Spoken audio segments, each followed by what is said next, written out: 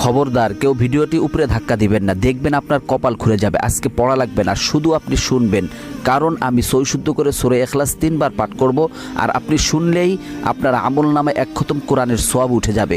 তো চলুন শুরু করা যাক। তো শুরু করার আগে যদি ভিডিওটি ভালো লাগে অবশ্যই চ্যানেলটি সাবস্ক্রাইব, ভিডিওটি লাইক এবং ভিডিওটি শেয়ার করার অনুরোধ করছি। তো চলুন শুনে আসি 3 বার। বিসমিল্লাহির রহমানির রহিম।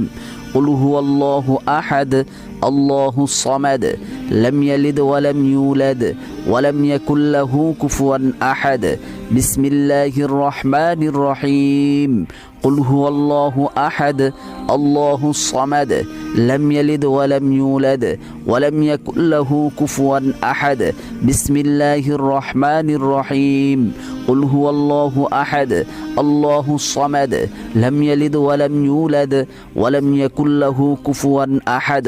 যারা শুনেছেন তাদের আমলনামায় 1 খতম কোরআনের সওয়াব উঠে গিয়েছে।